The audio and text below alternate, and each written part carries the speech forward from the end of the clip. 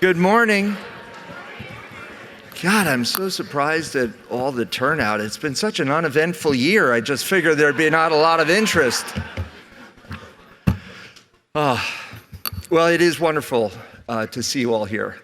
And I am really grateful to be able to be together. It has been a tumultuous year, and I want to dive directly into the many challenges that we're facing. 2025 has been, without a doubt, one of the most difficult and unsettling times in higher education here at Harvard, and especially here at Harvard Medical School. Now, our mission here at HMS is to promote health and well-being for all. But our ability to fulfill that mission, or even pursue that mission, has in recent times been encumbered by a wide range of societal factors, growing skepticism of longstanding public health practices, an escalating frustration with rising healthcare costs, an increasingly corporatized healthcare system. Now, these ingredients and more, they've been simmering for several years, but in the last year, they've boiled over. Indeed, our challenges came to a head this year when the current administration abruptly froze and then terminated roughly $2 billion in promised grants to Harvard. Now, for Harvard Medical School, this meant the cancellation of 350 federal awards. Now, that's essentially all of our active direct federal research dollars. Now, a federal judge has ruled that this unprecedented action by our government was unlawful, and we're waiting on the next steps in the implementation of the judge's ruling. I am proud, I am so proud that Harvard has defended its principles and is standing up for what is just and what is in the public interest.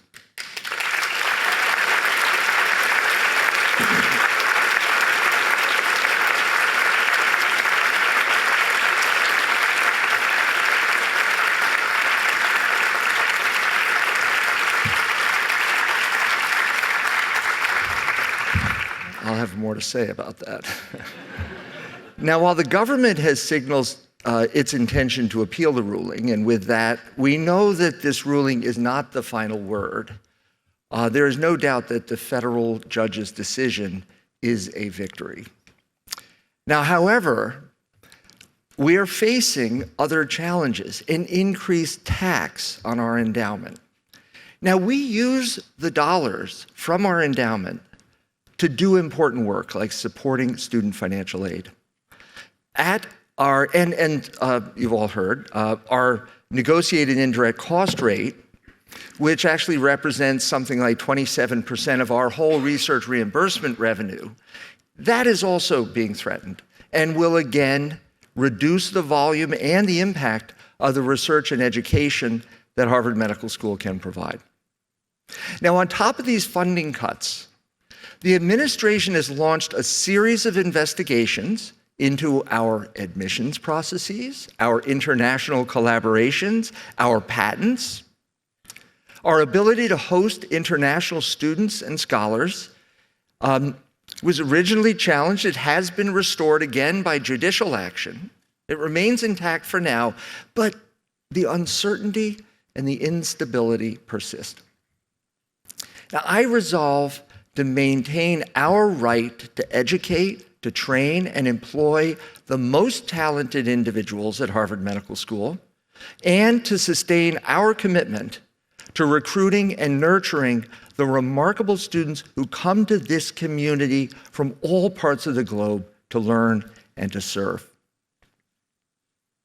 It pains me to witness the anxiety and frustration that I know so many of you have been enduring.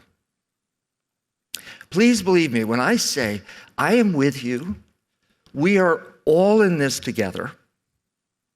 And amidst all of the uncertainty, you can be certain of one thing. I and the entire leadership team at Harvard Medical School are focused on advancing our research and securing the resources to support all of you. Now, yes, the decades-long strategic partnership between Harvard Medical School and the federal government to advance discovery and innovation has made so many of our pivotal breakthroughs possible.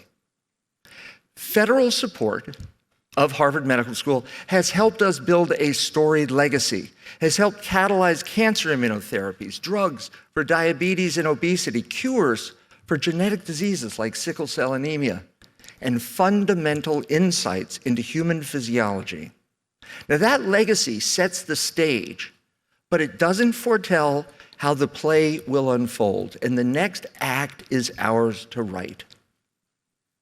We cannot, and we will not rest on our laurels. We have so much more to do here and so much more to achieve. And as we contemplate the future of our research enterprise, we must bear in mind that the model of support from the National Institutes of Health and other federal agencies is no longer a given. But nor is it the only way that we will be able to succeed in the future. Now, while we navigate this ever-shifting landscape, I can promise you this: the current crisis will not be our undoing. And through it all, I remain optimistic about our future prospects. I am confident that we're going to find ways to thrive. And I'm confident because it's all of you who are so remarkably dedicated, resourceful, and resilient. I am confident because of all of you. Now, today I want to speak about a number of topics. First, I'll talk about our finances. I'll explain what we're facing, and I'll discuss how we are attempting to respond proactively and thoughtfully. Second, I'm going to share what we're doing to help the most vulnerable, our early career faculty, our postdocs, our graduate students. And I'll share some of the tremendous scientific achievements from the past year. Third, I want to also highlight some successes, particularly in fundraising and in coming together as a community for collective introspection. And fourth, I will show how all of these efforts are coming together in an updated strategic plan, which you may have read about already in the September 3rd community email, but I'll revisit it. Now, before we dive in, I want to say this. Our grant cancellations have definitely left critical basic science research hanging in the balance, the kind of research that is the antecedent to the transformative therapies that many people today take for granted. This unlawful act by our government affects everyone. Now, as former NIH director Elias Zerhouni once said, "Disease knows no politics." He has written a memoir of the same title that I'm currently reading. I strongly encourage all of you to read it. It speaks to us.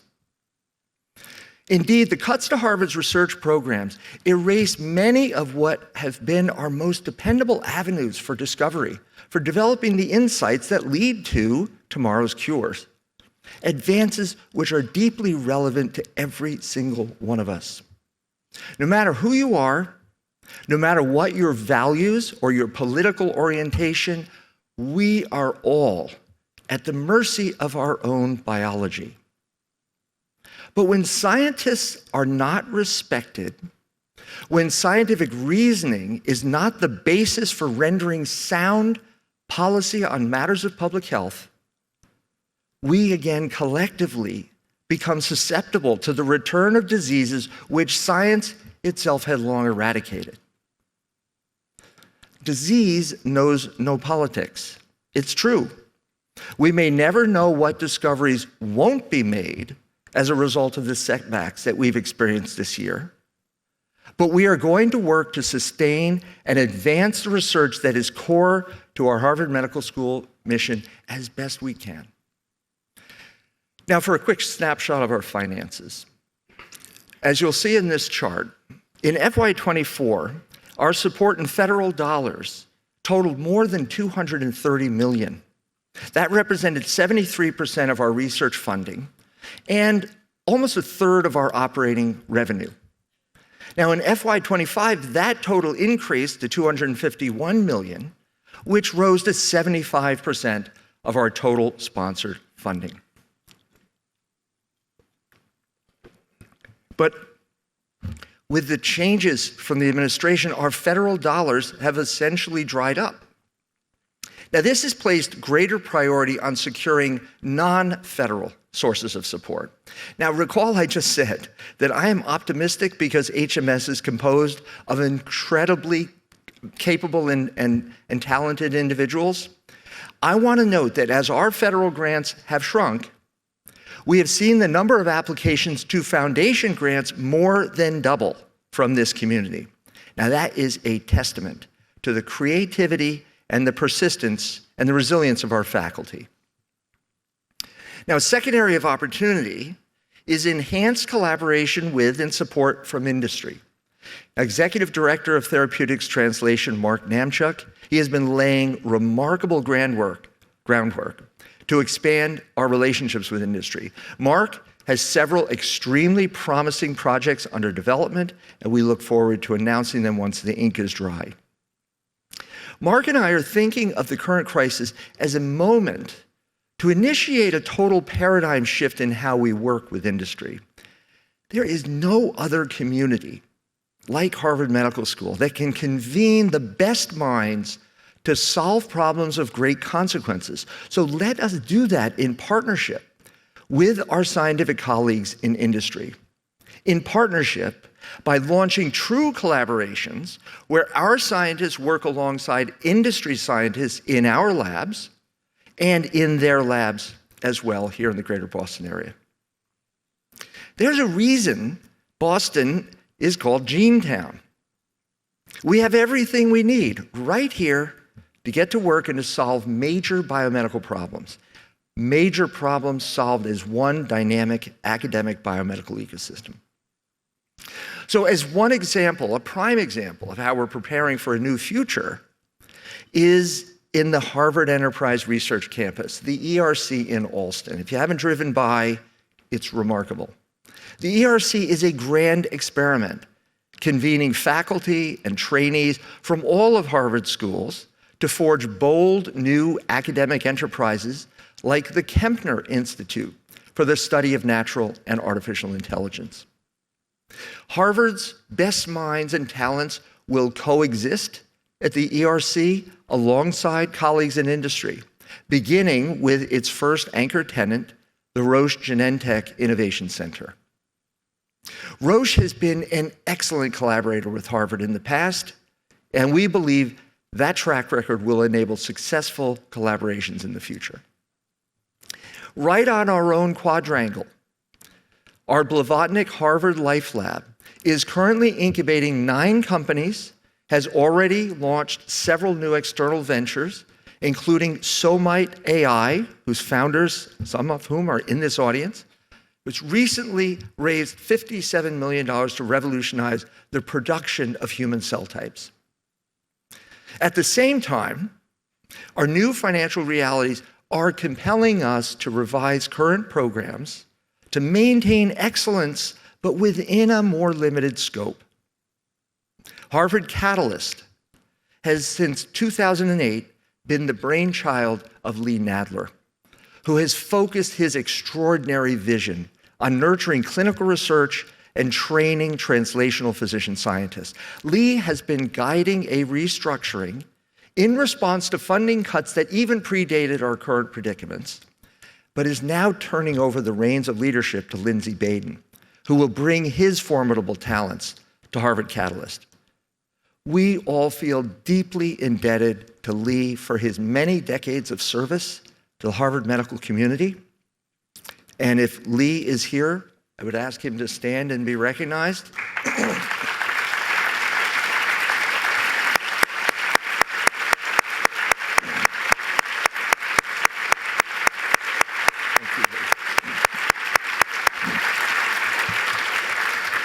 And we look forward to Lindsay's stewardship in the years to come.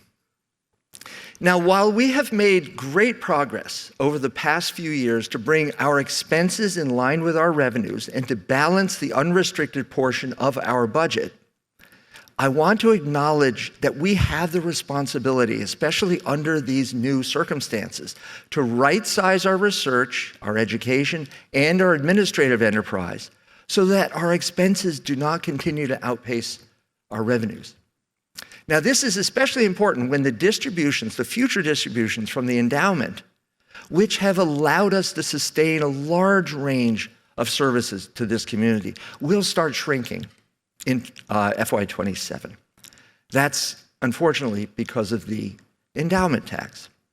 We have to take our current crisis as an opportunity to restructure. Now, the looming questions remain. How do we sustain leadership and research and education at Harvard Medical School despite the dramatically reduced resources? And how can we deploy our dollars more efficiently as we look towards this different future? Now, part of the answer has come in the form of $90 million in research sustainability funding from the university to HMS for FY25 and 26. We have to say, we are tremendously grateful here at HMS to President Garber, Provost Manning, the Chief Financial Officer Ritu Kalra, and members of the corporation for extending this generosity to us. Now, the university has asked us to match that $90 million. But at Harvard Medical School, we have not only matched the $90 million, we plan to add an additional $30 million for a total of $120 million coming directly from the medical school to support our community.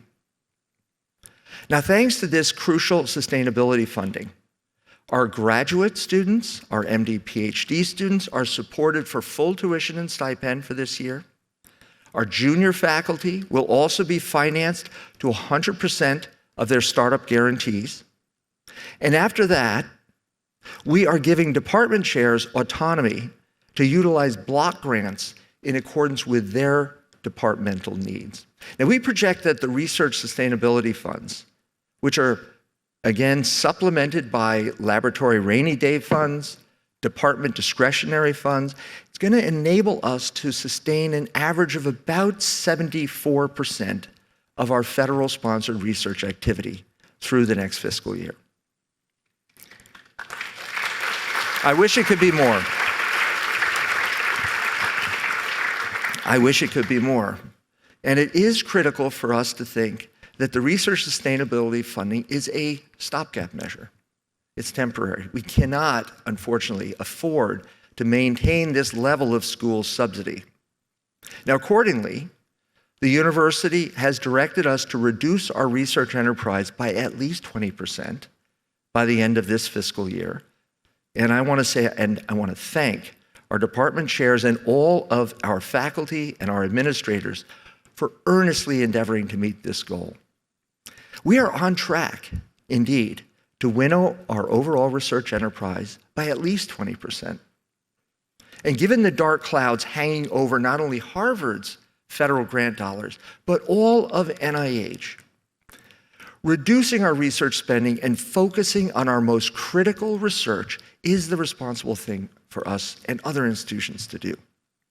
We do take some comfort that the House and Senate Appropriations Committees have restored, with bipartisan enthusiasm, most of the proposed NIH budget cuts put forward by the administration.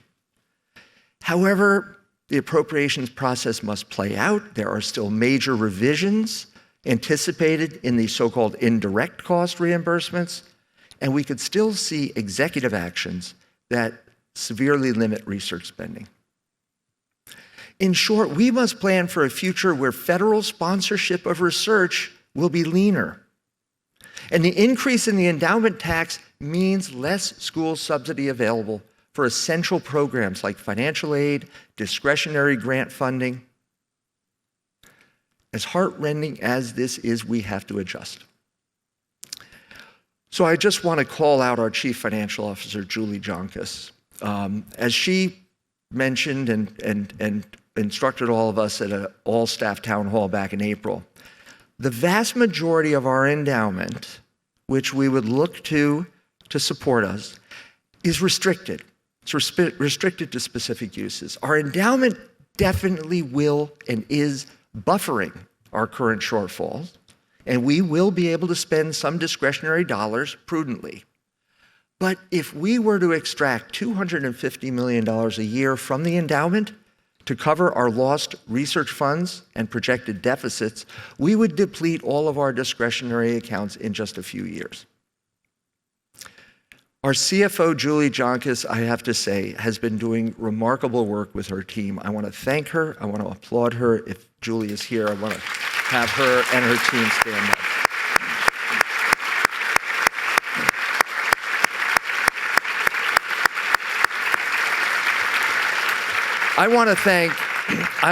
I just want to express my thanks for the diligence of that team. Also, the expertise of so many of the HMS administrative leadership. We are blessed with an extraordinarily outstanding administrative team, led by Executive Dean for Administration, Lisa Muto, my Chief of Staff, Jen Ryan.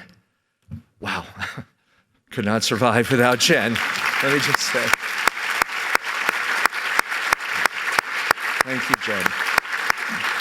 But everyone else in my lean office, Lauren Hecht, Zoe Spearman, Karen Coles, without my office coworkers, I could not manage this institution. I want to thank them so much.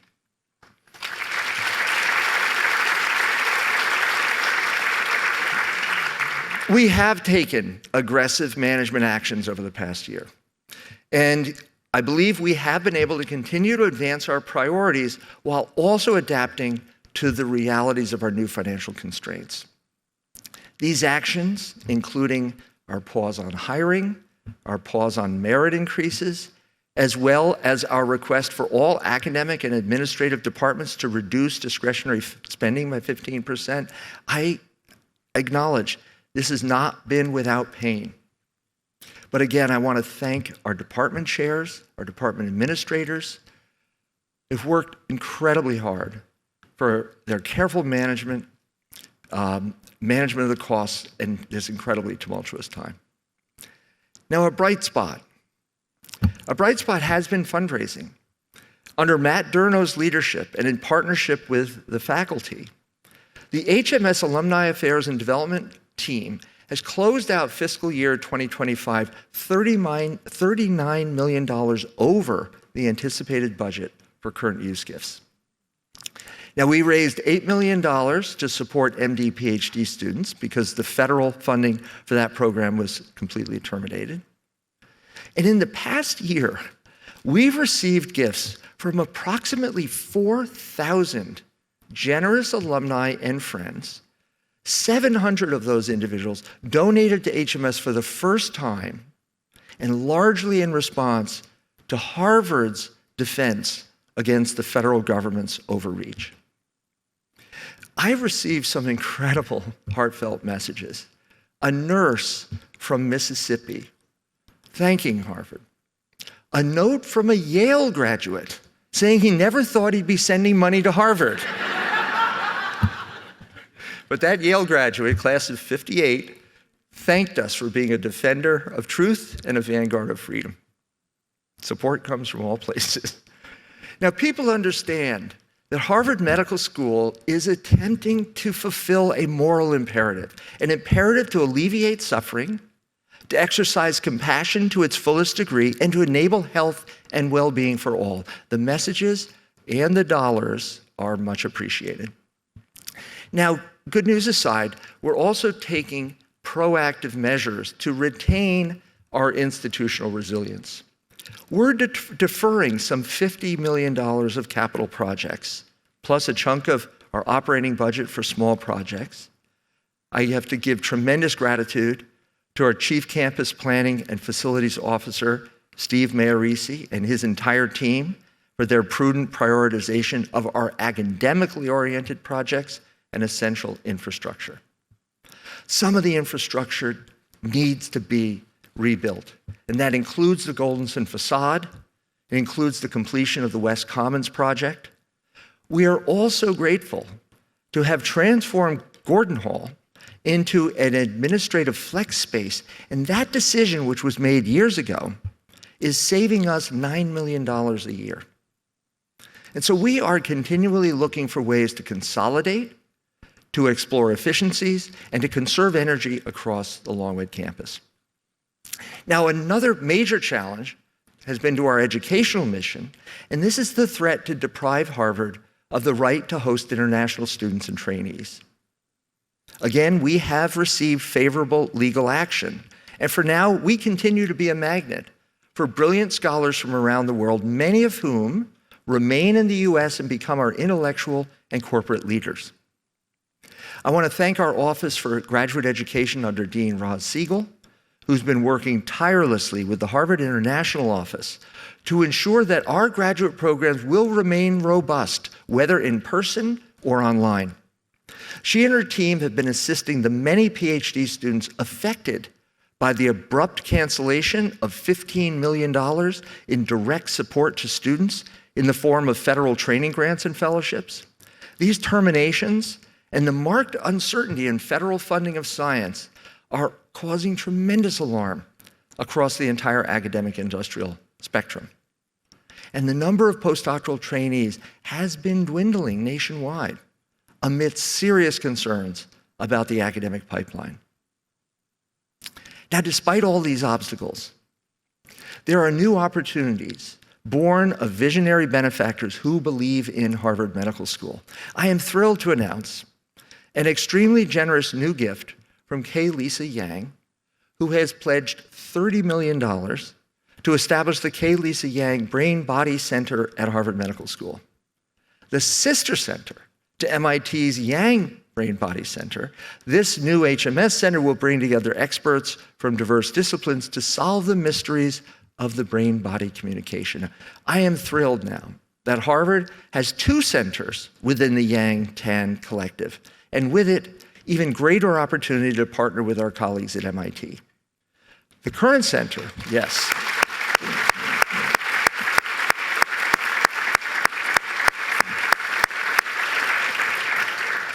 We celebrated the center last night. I'm still full from the meal.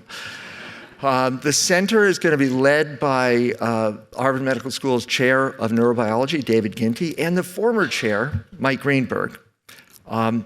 And this is a center that's going to advance cutting-edge neuroscience, and it's going to fuel generations of young researchers. I am tremendously grateful to Lisa for her continued investment in science and in future leaders, both here and at so many other worthy institutions. Now, while we continue to invest in our faculty and our trainees, we must also reimagine who we are and how we will continue to fulfill our mission. To ready ourselves for a very different future, we must challenge every assumption we have, including the assumption that we as individuals are powerless. I want to say each of you has a very important role to play and are not powerless. So I've tasked a working group of faculty and staff, the Advisory Committee on Research Sustainability, ACRES, with soliciting a wide variety of viewpoints from across our campus and for brainstorming bold new ideas to keep HMS at the cutting edge of biomedical discovery. Susan Demecki, the current vice chair of genetics, and David Ginty, as I said, our chair of neurobiology, they're leading this work in collaboration with our preclinical chairs, and the group will assemble input from all parts of the quadrangle to help advise me on how we can deploy our resources most efficiently. Now, the ACRES committee reflects the collaborative approach to shared governance and informed decision-making that I seek for addressing the major challenges confronting HMS. I have also endeavored to hear from as many of you as possible. In the last year, we've held 7 large group community breakfasts, and that has allowed me to hear from students, to listen to staff, postdocs, and faculty as they spoke with candor and vulnerability across personal and political differences. Similarly, we've established the Harvard Medical School Working Group on Open Inquiry, which is chaired by our former dean, Jeff Flyer, precisely because we cannot disentangle the processes of learning and discovery from the processes of spirited dialogue and constructive debate. They are one and the same. Now, all of these initiatives share a common thread. They recognize that collective introspection will help us build a better institution. Indeed, committing ourselves to honest self-examination honors our most ingrained institutional values. The university and Harvard Medical School has asked itself time and time again how it can do better, how it can search for truth, veritas, including the truth about our own shortcomings. That is what we have always done, and it is what we must continue to do. Now, speaking of veritas, earlier this month, I announced a substantial gift to the school to support our top priorities. Now, in recognition of this gift, the new research building, no longer new, has been renamed the Veritas Science Center. Veritas is Harvard's motto, and Harvard Medical School will never stop seeking the truth. So when you're walking through the doors of the Veritas Science Center, please be reminded that the work of science is to investigate, reveal, and behold the truth.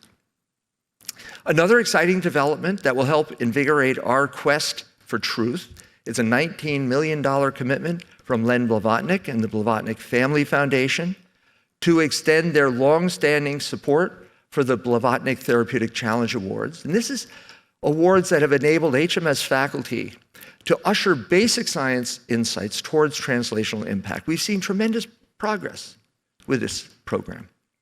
Of the 20 projects awarded in just the first 5 years, 7 have already achieved a major milestone: founding of a new company, the licensing of technology, the initiation of clinical testing. Len Blavatnik's generous philanthropy will also launch the new Blavatnik Institute Early Career Investigator Awards.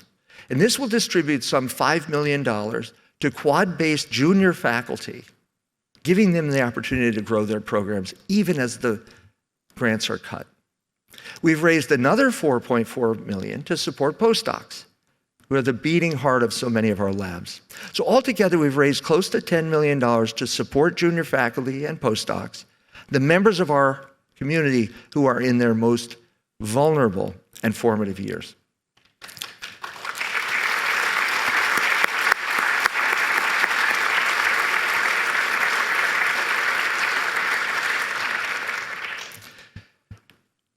Indeed, for trainees and junior faculty, the chaos of the past few months has been brutal. Our early career scientists are making pivotal decisions about their lives at this very moment. Choices that will have consequences for scientific careers, scientific progress, patients and their families, and ultimately, I believe, American prosperity. We must do everything to protect the next generation. The fresh outlook and dynamism of our young scientists keeps Harvard Medical School in a healthy state of evolution. Our young scholars are poised to succeed the great luminaries who came before them. Now, among many others, luminaries like Gerhard Wagner, who served for more than 30 years in the Department of Biological Chemistry and Molecular Pharmacology. Gerhard pioneered the field of multidimensional NMR spectroscopy, and he retired in July. Now, Gerhard's insatiable curiosity, his scientific leadership, has earned him an illustrious legacy. His former trainees are leaders throughout academia and industry. Some of them are actually here overseeing the NMR core at HMS, which is one of the many cores on our campus that provide us with essential technology resources and expertise. Another faculty member who is retiring in just a few weeks and leaving a distinguished legacy is Rick Bourne. Rick is an inspiring scientist and educator who has transformed the teaching of systems neuroscience and quantitative methods to Harvard Medical School and graduate students over many, many years. He led our PhD program in neuroscience, the #1 neuroscience program in the United States, a program that has graduated exceptional students into the field, including one of Rick's former PhD students, HMS Assistant Professor of Neurobiology, Carlos Ponce. Now, the Ponce Lab, in fact, now inhabits Rick's old space, And Carlos has told me that every day he sits in Rick's office, he feels inspired by Rick's legacy. In Carlos's words, and I quote, "He showed me that a scientist cares not only about his lab, but also about people in general and the good society they can create." So my sincerest gratitude to Gerhard and Rick for your outstanding service, and to the other faculty who have retired recently or have announced their impending retirement this academic year. That includes Martin Dorff, Max Neibert, Arthur Kleinman, Stephen Laurie. Although these distinguished faculty are retiring from HMS, they are not retiring from being influential. They have paved the way and they're making space for the HMS life cycle to continue and for the next generation to lead science and bolster Harvard Medical School. Just want to have a round of applause for all of these remarkable.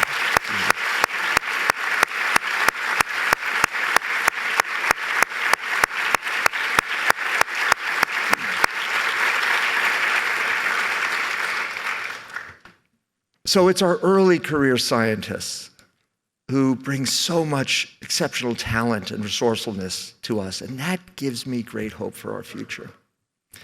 Many of our junior folks have already surmounted substantial hurdles to be here today. I'm going to tell a story about Kamila Nexarova, who is currently an HMS assistant professor of genetics. When Kamila was 5 years old and growing up in Czechoslovakia, her mother took her on a vacation to West Germany, leaving Camilla's father behind. But it wasn't a real vacation. It was a plan to escape communist rule. You see, Camilla's father, Yaroslav, was a radiologist. He was banished from academia for opposing the government. Strict controls on travel for entire families designed to prevent defection meant that Yaroslav had to get creative.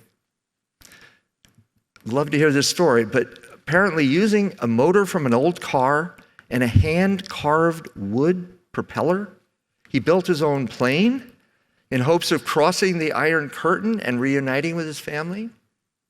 One broken leg, 2 years later, Yaroslav landed in West Germany, reuniting with Kamila, on a day that she describes as one of the happiest of her life.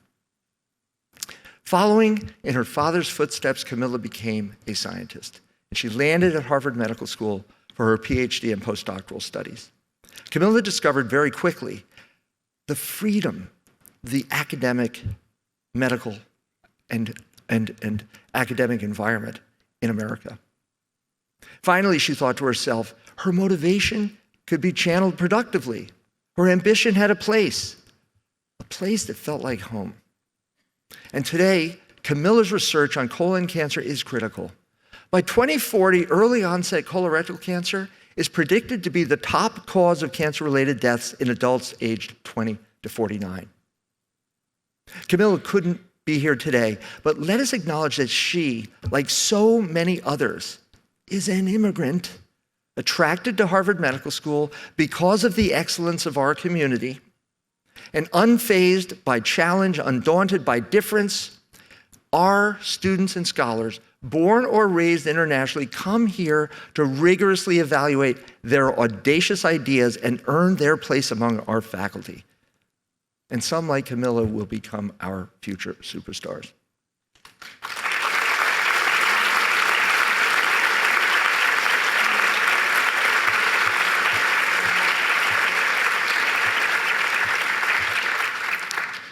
As for our research, this has been a banner year for HMS Science, a year that has proven the adage that science is a long march towards discovery. So take the research of Bruce Yankner, who is HMS professor of genetics and neurology. Now, 10 years ago, Bruce became curious about lithium while using it to study a neuroprotective protein. His lab partnered with brain banks across the country to acquire postmortem brain samples, blood samples from thousands of people across a whole range of cognitive states. Now, when the team looked at levels of trace metals, they discovered that lithium occurs normally in the brain, and its deficiency is one of the earliest antecedents of Alzheimer's disease. Amazingly then, they found in mice that lithium depletion accelerated memory decline, and a novel, inexpensive lithium compound restored that function. Now, this journey has been just one part of Bruce's quest to shed light on this devastating disease that is affecting as many as 400 million worldwide. Is Bruce here? Do I see Bruce? Please stand. Congratulations.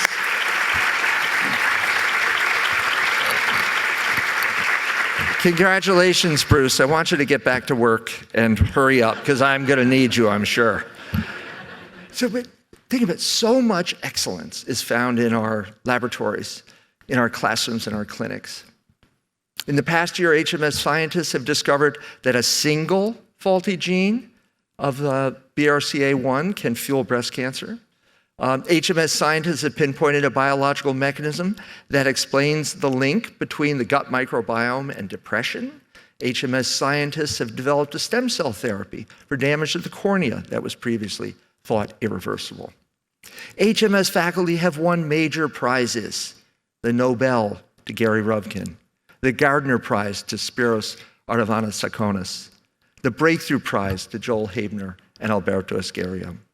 For many of our scientists, for all of us, the past 8 months have been an emotional roller coaster.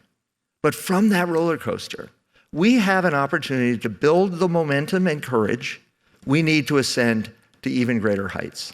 It is the exact right time then for us as a community to regroup and update our Harvard Medical School strategic plan to be more forward-thinking and adaptable.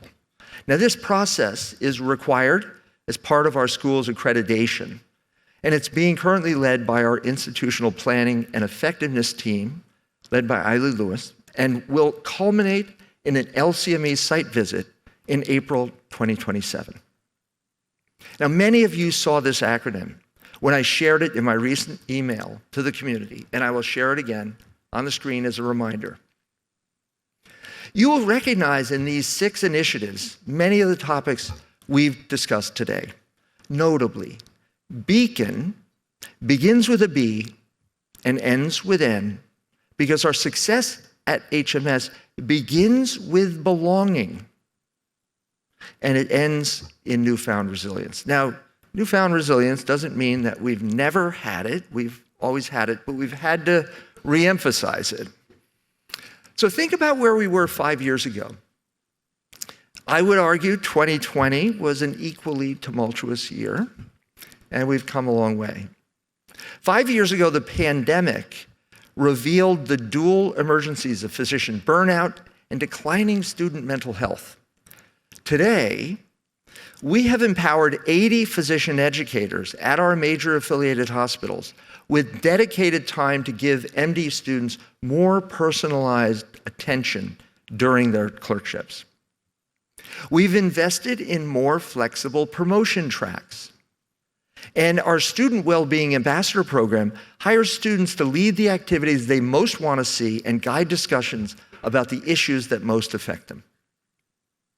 5 years ago, we could not have imagined that ChatGPT would arrive on the scene and take the world by storm. Today, we have a new PhD track focused on AI in medicine. We have AI models that identify drugs for repurposing and predict how viruses will evolve. And we have a program in medical education that is both rigorous and AI fortified under Bernard Chang's resourceful and sharp deanship. 5 years ago, mass CPR was in full swing, convening hundreds of local scientists, clinicians, and public health professionals to study the SARS-CoV-2 virus and combat COVID-19. Today, we have seen great returns in our investments in local coordination, with Governor Maura Healey recently unveiling a $400 million plan to bolster research and teaching throughout the state's innovation economy. 5 years ago, HMS and the world were blessed to have Paul Farmer still in our midst. Today, our Department of Global Health and Social Medicine, under the able leadership of Vikram Patel, is channeling Paul's convictions to equip global partners to help pursue health equity worldwide. Under the Paul Farmer Collaborative, HMS has worked with the University of Global Health Equity in Rwanda to establish Africa's first consortium of medical schools.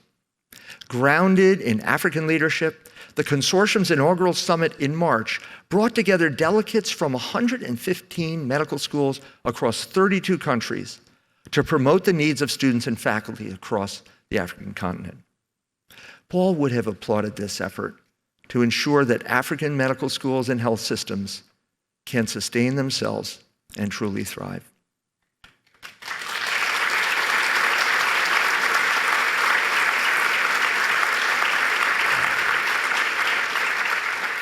We still miss him. 5 years ago, I don't think we could have imagined where we'd be right now. Couldn't have imagined the struggles we've endured, nor the tangible strides we've made. So what about 5 years from now, in 2030? What do we want to see? Who do we want to be? So we want to be a medical school where no admitted student is compelled to study elsewhere because of financial reasons. We want to be part of a biomedical ecosystem in which doors of opportunity are equally open to all. We want academic freedom.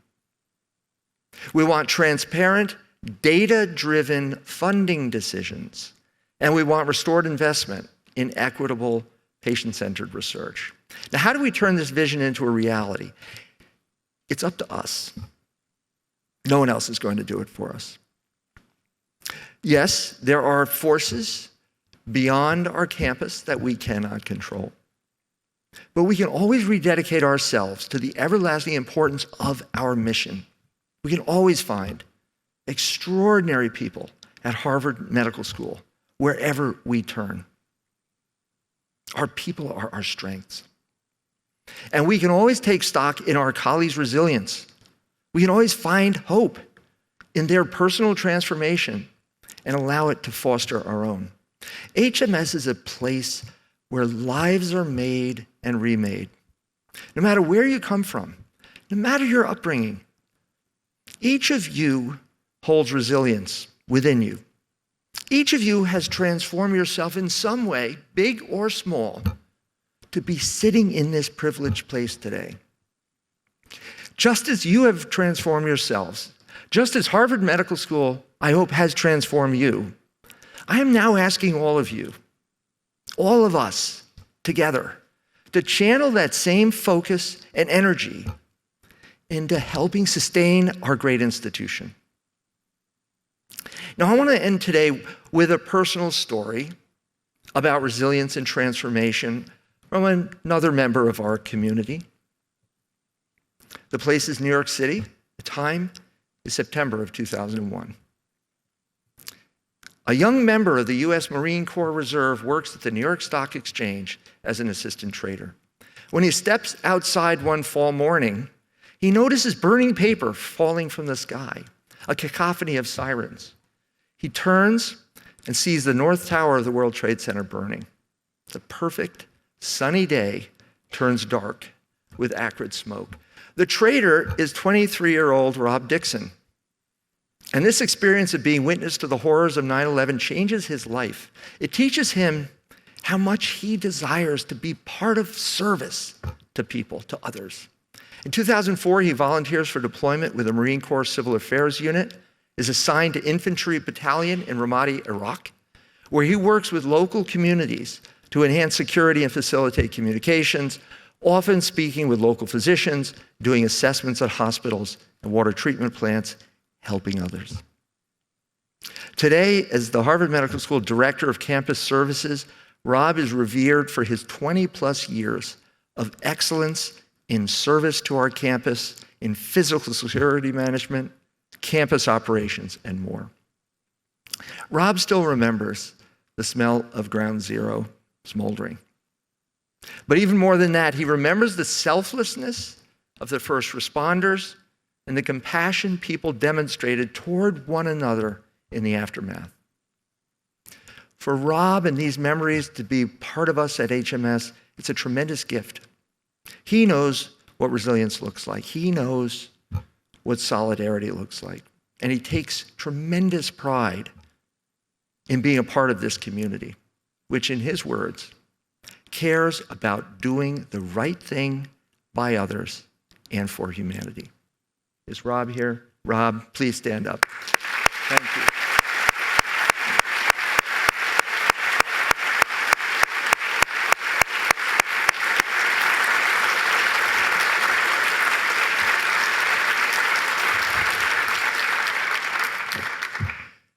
Rob and so many others of you remind us that we are striving to be better selves. I am hopeful. I'm optimistic about Harvard's future because we are a community of strivers and servants, thinkers and doers. All of you will persevere and innovate and succeed because you have always tackled challenges head on and prevailed. I'm optimistic because of Isabella Deneri, who's a first-gen college student who participated in Project Success, a program run by the HMS Office for Culture and Community Engagement that provides lab experiences and mentors to high schoolers in Boston and Cambridge. Isabella had a clinical observership in vascular surgery at the Beth Israel Deaconess Medical Center. Last year, she flew to the Dominican Republic to receive the Excelling Dominican Student Abroad Award from the country's president. Right here.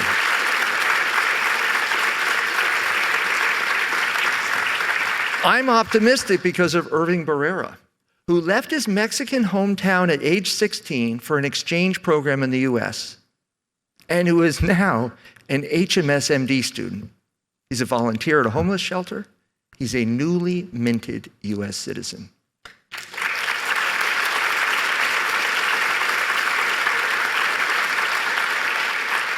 I'm optimistic because of Jill Jones, a fifth-year MD PhD student who's devoted to the clinical science of pediatric brain tumors. And I'm optimistic because of the intrepid leaders of our postdoctoral associations who do so much for our community. I believe in all of these people. There are so many more stories. I believe in all of you. Yes, the current crisis is testing us. There's no doubt about it. But we must remain true to our mission of discovery, education, mission of service, no matter what happens. We must continue harvesting our successes and investing in more efficient ways to do our work. As King said, the arc of the moral universe is long, but it bends towards justice. So in moments like this, when we feel like giving up, let us remember that there are people who have given so much of themselves to the biomedical research enterprise. I want to remember my personal mentor, the late David Baltimore, who passed away earlier this month at age 87. Throughout his life, David witnessed so many breakthroughs in biomedicine. He himself catalyzed a revolution in molecular biology. In grieving the loss of my mentor, I've been thinking a lot about the future. A lot about the developments that David won't see, the epiphanies he won't experience, the major transformations in care he won't hear about or have the chance to applaud. Because the developments, the epiphanies, the major transformations, they will keep happening. Creativity and resourcefulness will always be innate to this community, will always be innate to the scientific enterprise, no matter the chaos. We bring our humanity to our work, and in turn, it becomes bigger than us, bigger than David, bigger than any of our predecessors, and indeed, bigger than any financial or political setback. So thank you all for being here, being part of our mission, for entrusting me with the responsibility to steward it. I promise I will do everything I can to continue making Harvard Medical School a welcoming place to land, an institution that will never be perfect, but is always striving to do better, and a home where a person can be empowered to change the world. Thank you very much.